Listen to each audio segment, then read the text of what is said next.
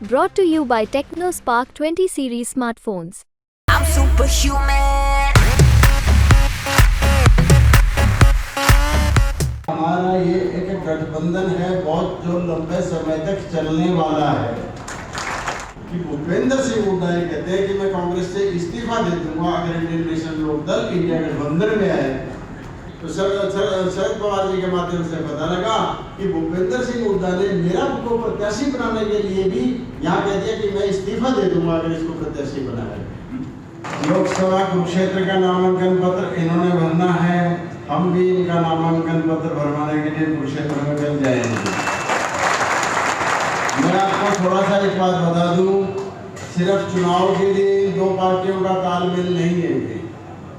हमारा ये एक अलायंस है, हमारा ये एक गठबंधन है बहुत जो लंबे समय तक चलने वाला है।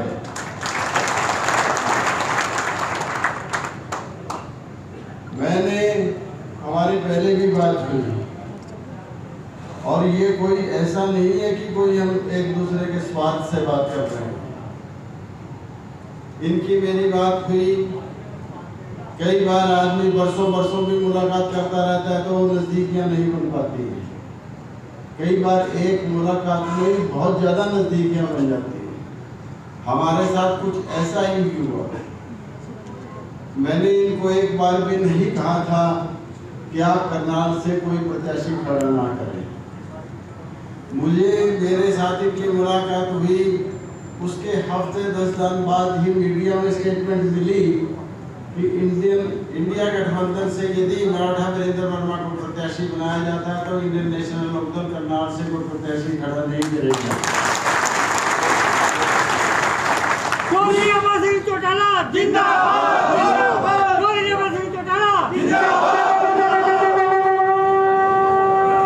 उस बात के लिए मैं वैसे बहुत बहुत आभार व्यक्त करता हूँ।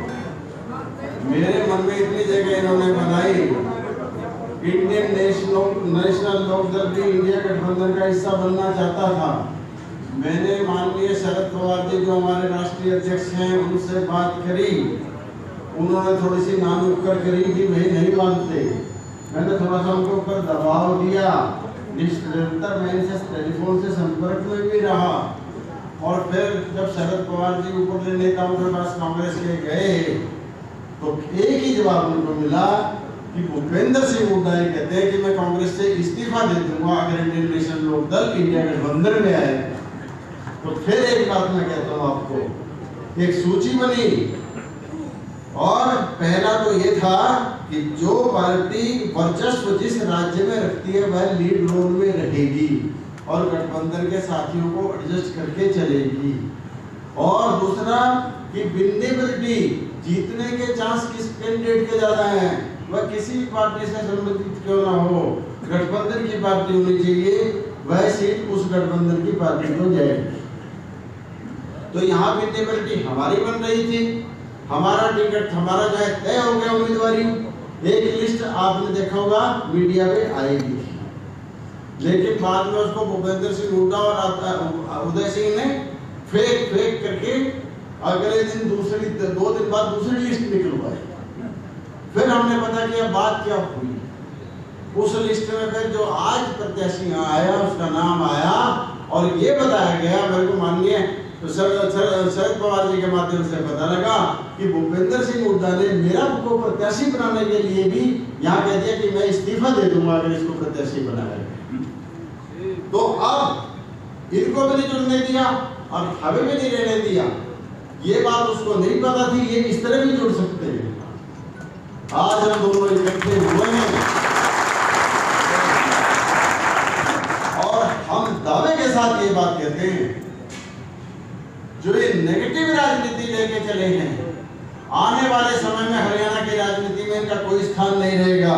हम मिलके चलेंगे, हम दोनों कार्यकर्ता इनेलो के भी और एनसीपी के भी, दोनों मिलकर हम करनाल की और कुरुक्षेत्र की लोकसभा सीट आराम से निकाल सकते हैं। मैं सभी भाइयों से अनुरोध करूंगा, पूरे दिल से काम करें, पूरे नियत से काम करें, अपनी जान लगा दें इस चुनाव के लिए, क्योंकि हम दोनों का फ्यूचर भविष्य राजनीतिक इसी बात पे निर्भर है, ये दोनों सीट निकल जाएंगी तो मैं दावे के साथ कहता हूँ अक्टूबर नवंबर में जो बनने वाली सरकार हरियाणा में होगी निश्चित रूप से आपकी सरकार होगी।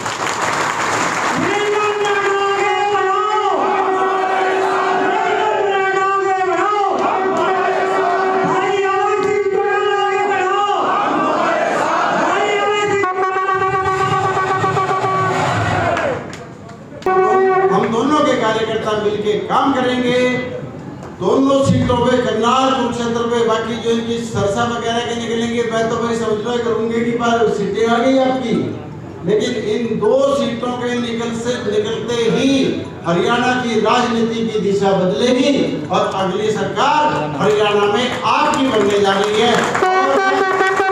और एक ऐलान मैं और करता हूँ, मैं महत्वाकांक्षी नहीं हूँ, राजनीति में मेरे उद्देश्य नहीं। मैं आज इस मंच से घोषणा कर रहा हूँ आपको कि माननीय अभय सिंह जी चौटाला ही हमारे मुख्यमंत्री होंगे।